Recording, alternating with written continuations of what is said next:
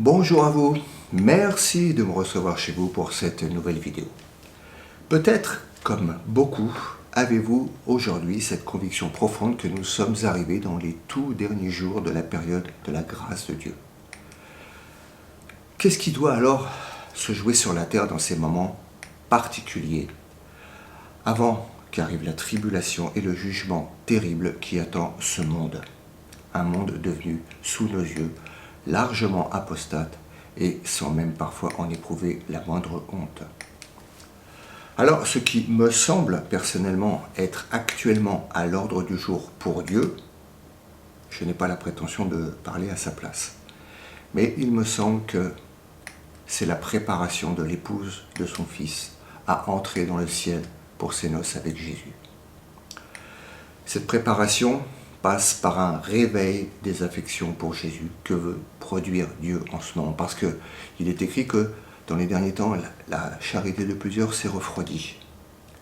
Cette préparation donc passe par le jugement et pour nous tous, le repentir de toutes nos voies d'égarement. Pour qu'en venant, Jésus reconnaisse que nous l'attendions et que nous l'espérions avec ardeur. Il me semble aussi que dans ces derniers temps, il est important que les serviteurs du Seigneur aient un zèle nouveau, renouvelé, pour annoncer l'Évangile, la bonne parole, la bonne nouvelle. Alors il convient de bien voir qui nous sommes aux yeux de Dieu, pour nous comporter conformément à ce que nous sommes. Alors une question se pose. Nous comportons-nous comme des habitants des cieux, ce que nous sommes, ou comme des habitants de la terre, là où nous sommes? Nous sommes, aux yeux de Dieu, membres du corps de Christ. Chacun, membre de sa chair, de son corps, de ses os. Et si nous sommes sur la terre, notre tête, qui est Jésus, elle est au ciel. Et nous sommes donc appelés à refléter forcément une vie céleste, parce que notre vie vient de notre tête. Et nous sommes appelés donc à vivre cette vie céleste en délaissant progressivement notre vie terrestre, qui a été trop longtemps tournée vers les choses visibles qui sont dans le monde, et qui nous plaisent et qui peuvent aller jusqu'à devenir des idoles pour nos cœurs. Il est écrit que nous sommes citoyens des cieux, que notre bourgeoisie est dans les cieux, Philippiens 3, et que nous sommes sur la terre pour plusieurs raisons, mais dans le but de Dieu de toujours nous récompenser, nous faire du bien, eh bien nous sommes sur la terre pour nous amasser des trésors dans le ciel. C'est ce que nous dit Matthieu 6, 20, parce que c'est là où nous passerons l'éternité. Sur terre, il est écrit que nous sommes forains et étrangers. Notre tête, notre chef, celui de qui nous tenons toutes les orientations que nous devons prendre dans notre existence, c'est le Christ. Je dis nous devons, mais je devrais dire nous devrions. Nous avons en effet besoin de considérer combien une repentance continuelle, est nécessaire de notre part, dans ce corps qui sur terre héberge encore un vieil homme que nous tenons parfois si difficilement dans la mort, où pourtant Dieu l'a placé en le crucifiant. En venant sur cette terre, quel était le regard de Jésus sur l'humanité? Il voyait une humanité déchue et malheureuse et perdue. Il considérait déjà cela depuis le ciel.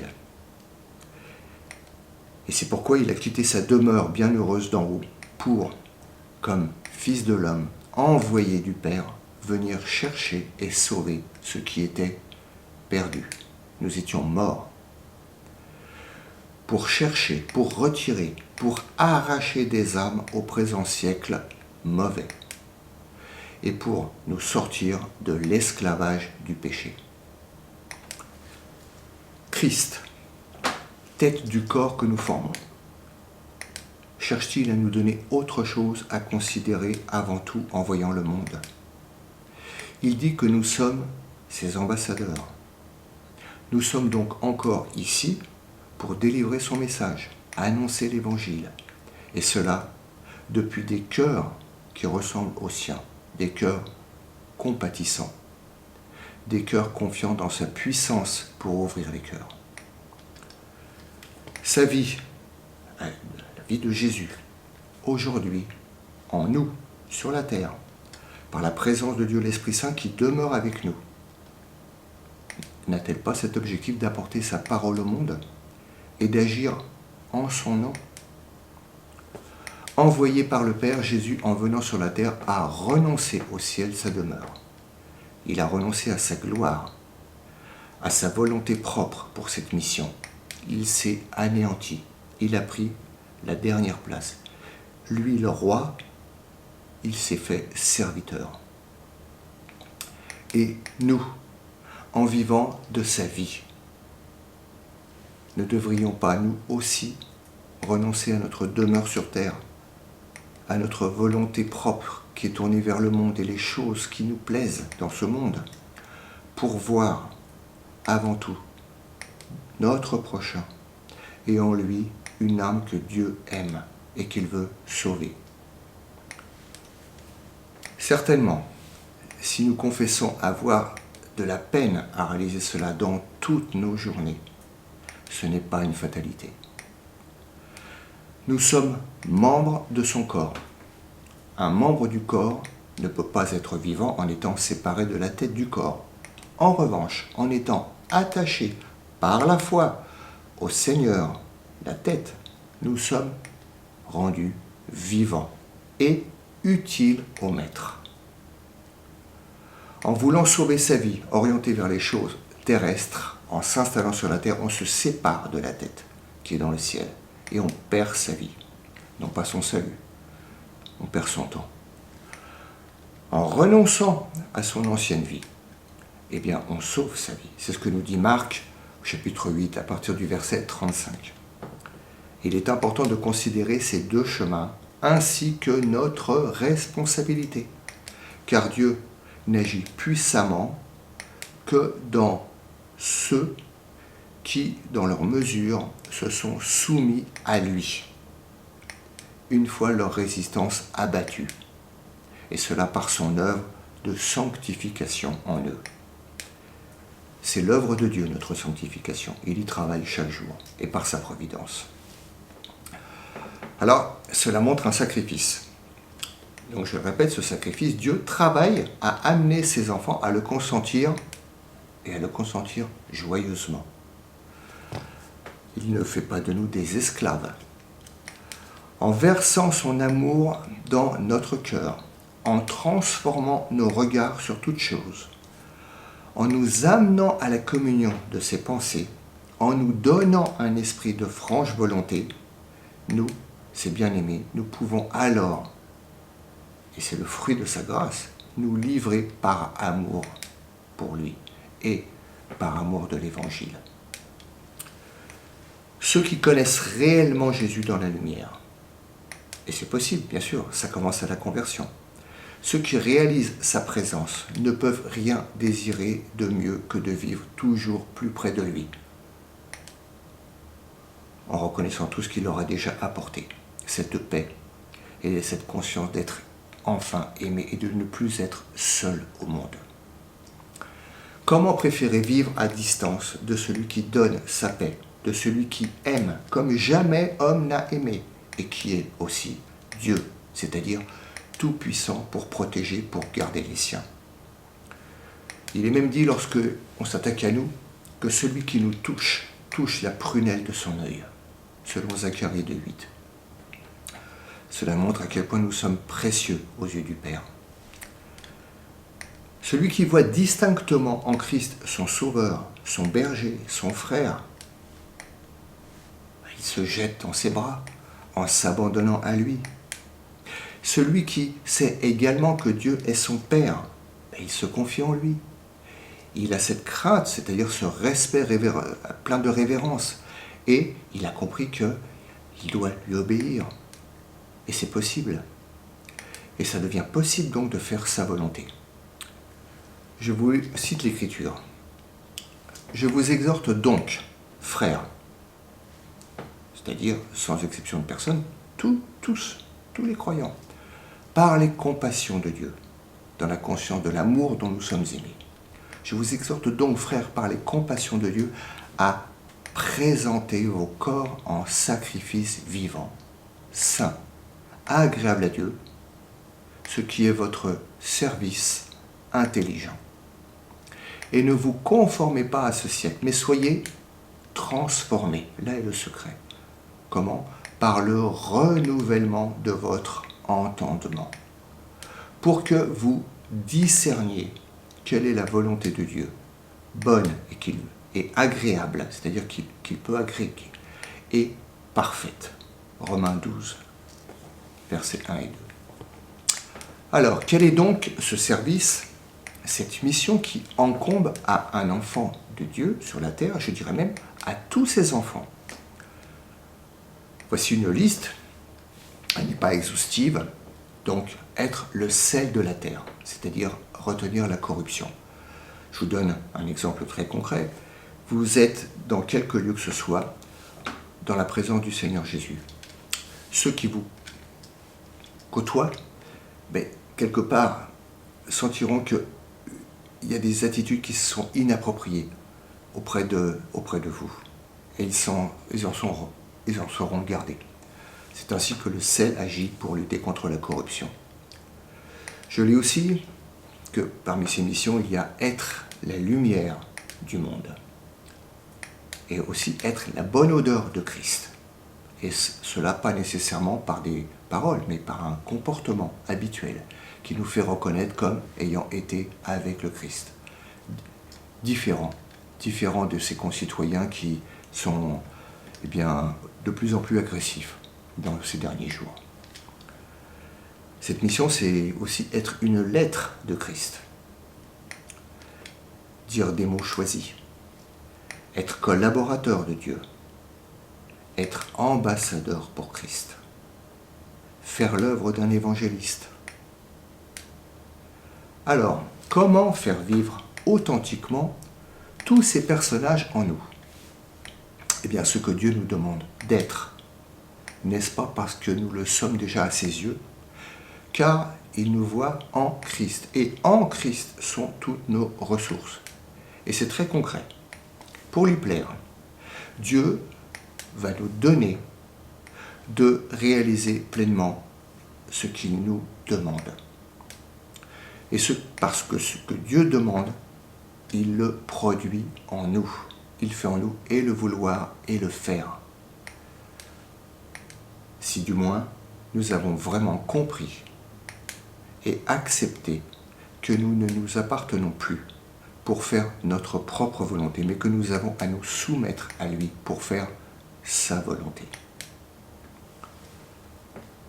C'est possible lorsque, tout petit, nous sommes devant Dieu, le roi. Il n'y a pas celui qui est au-dessus de tout et de tous. Il nous met dans un abaissement et nous comprenons quelle doit être notre place devant lui. Quand bien même il est notre Père, il est Dieu. Comment donc être, selon nos circonstances, une lettre de Christ, sa bonne odeur, son ambassadeur, cette lumière pour ce monde ? Eh bien, c'est très simple en vérité. Ça consiste à accepter de vivre par la foi, sous le regard bienveillant de notre Père, et décider de demeurer sous ce regard qui nous élève en dignité. Sous ce regard, on ne fait pas n'importe quoi. Tout chrétien qui vit sous ce regard expérimente la même chose. Sous ce regard, on ne va pas n'importe où. Et donc, on est gardé de nombreux égarements. Sous ce regard, notre langue même est purifiée. Et notre témoignage devient vrai, car nos paroles sont senties et prennent du poids. Sous ce regard, nous portons le fruit de l'esprit. Nous nous savons aimer, Donc, cet amour circule en nous, et cet amour, l'amour agapé, qui fait bon accueil à notre prochain, eh bien nous remplit. Nous sommes bienveillants. Nous le sommes devenus par lui. Et nous portons cette paix en nous qui est inconnue du monde, malheureusement. Je rappelle que le juste vivra par sa foi. Je dirais même plus par sa foi seulement. Vous êtes sauvés par la grâce, par la foi. Et ça ne vient pas de vous. Ça vient de Dieu. Et cette foi, il ne faut pas se tromper, c'est celle que Dieu donne. C'est ce don qui nous met en contact avec lui. Et donc, à ce moment-là, nous pouvons recevoir de lui ce dont nous avons besoin. Comme le sarment, eh bien, on reçoit la sève qui provient du cep. Et on peut alors agir en s'appuyant sur Dieu. Et sans ce regard de foi, on ne peut rien faire. Ça, il faut bien le savoir, il faut bien le comprendre. Pour certains, il faudra des années avant d'avoir ce regard simple de foi vivante. Dieu travaille néanmoins sans relâche et en tous pour nous amener tous à vivre par cette foi. Il n'y a donc jamais à désespérer. Cela prend du temps pour mettre une âme dans la pleine lumière de façon habituelle. Je rappelle que nous sommes nés d'en haut, que le premier don que nous avons reçu de lui, c'est un don parfait qui venait du Père des Lumières, et ça a été de croire à la réalité de Jésus. Qu'est-ce qu'il nous faut de plus, sinon apprendre qui il est, tout en demeurant dans la réalité de son existence, donc de sa présence. Parce qu'il est Dieu, et donc son esprit remplit l'univers, donc il nous connaît, il est là, il est présent. La foi simple permet d'entrer en contact avec lui, et de s'abandonner à lui, de lâcher prise, et de savoir que nous sommes entre ses mains. Nous sommes dans la main de Dieu pour tout le propos qu'il a envers nous, pour tout ce qu'il compte faire de nous. Aussi, n'agissons pas au-delà de notre mesure de foi. Le monde a besoin de témoins authentiques. Notre vocation d'enfant serviteur, c'est donc un CDI permanent. Alors une question se pose. Nous sommes le temple du Saint-Esprit qui habite en nous pour être avec nous éternellement. Si le chrétien est le temple du Saint-Esprit, servira-t-il Dieu ou lui-même? C'est pourquoi Dieu a un ordre à nous donner. Je lis la parole. Pardon. Dieu donc, ayant passé par-dessus les temps de l'ignorance, ordonne maintenant aux hommes que tous, en tout lieu, ils se repentent.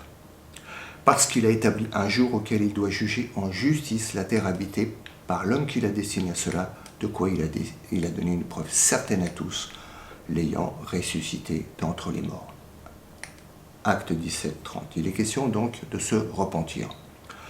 Alors, il y a deux repentances, la bonne et la mauvaise. La mauvaise, c'est ne prends pas, ne touche pas, ne goûte pas.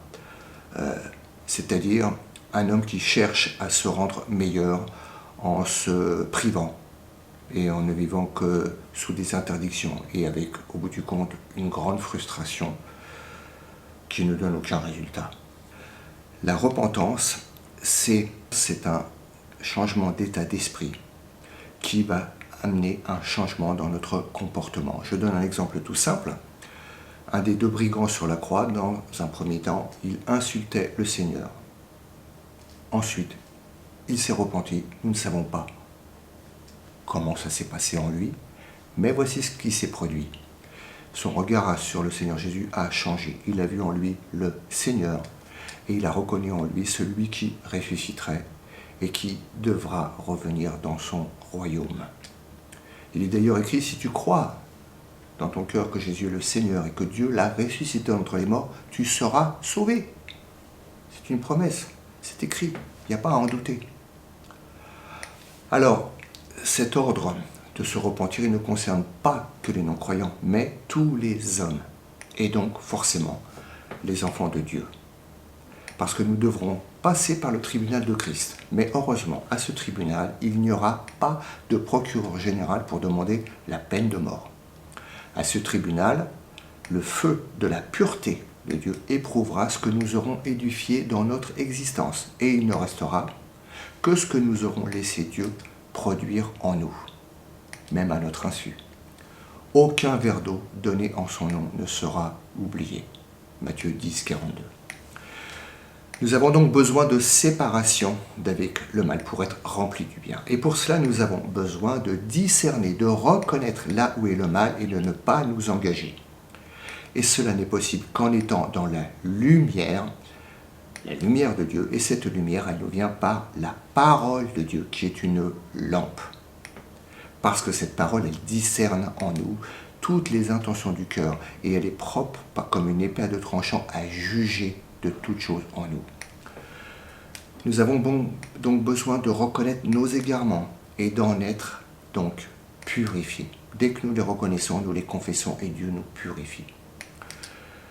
Alors, à propos donc de notre mission, je ne pense pas que depuis le ciel aujourd'hui, la pensée qui doit nous irriguer, la volonté qui doit nous diriger soit de chercher à faire des miracles, de se consacrer à opérer des guérisons. Les évangiles et les actes montrent clairement que seuls les 12, puis les 70 avec Jésus, puis ensuite, après la Pentecôte, les apôtres et ceux à qui ils imposèrent les mains faisaient beaucoup de miracles. Et seulement eux, pas le chrétien, on va dire, de base. Vous, moi. Je ne pense pas non plus que depuis le ciel, aujourd'hui, la pensée de Dieu soit de se faire reconnaître du monde qu'il va juger comme son partenaire pour la promotion de valeurs humanistes. Je ne pense pas non plus que depuis le ciel, aujourd'hui, Dieu pense à participer aux votes électoraux par l'intermédiaire de ses enfants dans les démocraties, en encourageant les membres de son corps à intégrer la vie politique pour améliorer l'état de ce monde. Je ne pense pas non plus que depuis le ciel aujourd'hui, le regard de Dieu soit sur la terre pour se porter ailleurs que sur des âmes, des individus qu'il veut sauver, même s'il faut compter en milliards. Il ne fait pas de demande pour ce monde, mais pour les siens, et ceux qui deviendront les siens, ceux qu'il connaît dès avant la fondation du monde. Il n'y a pas de demande de Jésus pour le monde. C'est ce que nous dit Jean 17, 9.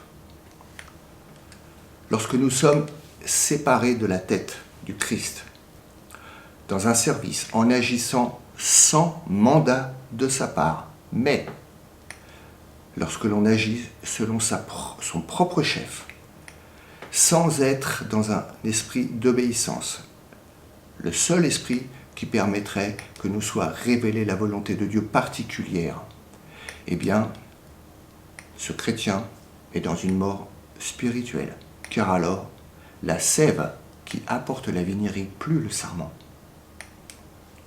On me dira peut-être qu'en insistant sur une séparation du mal, je ne vois que du négatif. Je dirais au contraire, car ce n'est qu'à la lumière du bien qu'on discerne le mal. Ce n'est qu'en vivant vraiment qu'on discerne ce qui est étranger à la vie. Nous sommes amenés à discerner le bien et le mal par le moyen de la parole de Dieu que nous ne devons pas négliger et à juger ainsi toutes choses. Il est donc question de démasquer les fausses doctrines et les séductions qui se multiplient dans ces derniers temps. Ces séductions qui conduisent vers des voies d'égarement, dans un aveuglement, parfois même obstiné. Jésus dit en Apocalypse 3,19 qu'il reprend et qu'il châtie tous ceux qu'il aime. Et il leur dit, aie donc du zèle et repens-toi. Et il dit cela à ceux qui sont dans une église d'où il est pourtant à la porte. Il utilise, lorsqu'il dit qu'il aime, donc, il utilise le verbe philéo pour montrer l'amour qu'il a pour eux. Ce verbe philéo parle de l'amour d'amitié pour un compagnon. Mais il n'y a pas que cette Église qui laisse à Jésus la porte. Il y a l'esprit de cette Église qui s'est largement répandu dans le monde dit chrétien, jusqu'à même le caractériser à la fin de son histoire sur la terre. Cette Église s'appelle Laodicée, ce qui veut dire, et c'est très parlant, justice du peuple, étymologiquement parlant. Le peuple décide. Ce n'est plus Dieu qui décide. Le comble, c'est quand on invoque la conduite de l'Esprit Saint, mais qu'on n'est pas disposé à le laisser agir. Comme dans le monde, la démocratie s'est installée, et bien dans l'Église aussi. Donc nous avons des assemblées, des associations qui décident de ce qui leur va bien et qui fonctionnent sans grande dépendance de l'Esprit Saint. Malheureusement. Toujours dans Apocalypse 3, Jésus parle à ceux de l'église de Philadelphie, dont le nom veut dire amour fraternel. Et il les loue parce qu'ils ont gardé sa parole. Et comme la foi vient de ce qu'on entend par la parole de Dieu, c'est seulement en la connaissant qu'on permet à l'Esprit de nous faire discerner la pensée de Dieu, la pensée d'amour de Dieu, toutes ses promesses, tout ce qu'il a en réserve de bénédiction pour nous. Et comme la parole seule permet de discerner les pensées secrètes des cœurs et de discerner entre ce qui est pur et ce qui ne l'est pas, celui qui garde la parole, il ne peut pas appeler bien ce que la parole n'approuve pas. Et c'est quand on ne la connaît pas qu'on est en danger de s'égarer et de périr spirituellement. Par cette parole qu'il garde précieusement, ses frères de l'église de Laodicée ou de cet esprit qui existe encore aujourd'hui, eh bien, ils entrent en communion avec Jésus. Ils sont unis à lui en son esprit. Leur esprit à eux a été brisé, vaincu. C'est à Dieu qu'ils se soumettent. Et dans leur mesure, ils ont donc la pensée du Christ. Ils sont appelés à la communiquer. Alors, à ses frères, Jésus ouvre la porte du témoignage, une porte que nul ne peut fermer, car Dieu veut que la vérité se répande par le moyen de témoins fidèles et sauve et affranchisse les hommes. Je rappelle, en préambule, comme ce verset qu'on devrait mettre au-dessus de tous les autres versets, Dieu est amour. Et il veut que tous les hommes soient sauvés et viennent à la connaissance de la vérité. Donc Dieu aime cette humanité. Et s'il la voit déchue et misérable, il n'est pas venu en la personne de Jésus afin de juger le monde, mais afin de sauver les âmes, sauver le monde et les retirer du siècle mauvais, les ôter du jugement. Et ce salut passe, c'est une redite, mais c'est quand même utile de le dire, ce salut passe inévitablement pour chaque homme par la conscience de son état de pécheur, par son péché, la racine de tous ses péchés. Donc, par sa repentance et par la foi dans le pardon de Dieu qui est amour. J'arrive maintenant à la conclusion de cette vidéo. Si nous savons vraiment ce que nous voulons, je répète, si nous savons vraiment ce que nous voulons, sans nous séduire nous-mêmes, nous le rechercherons avec énergie. Nous accepterons de passer par où il faut passer. Et si c'est la face de Dieu que nous cherchons, avant tout, il se laissera trouver. J'ai cette assurance par le verset que je vais vous lire maintenant. Vous me chercherez et vous me trouverez, car vous me rechercherez de tout votre cœur. Jérémie 29, 13. C'est une promesse, c'est une parole certaine. Ce que Dieu a dit, il le fera. Ce que Dieu a dit, il l'a toujours fait. Voilà, je vous laisse sur cette conclusion heureuse et je vous dis à bientôt peut-être pour une prochaine vidéo. Que Dieu vous bénisse. Au revoir.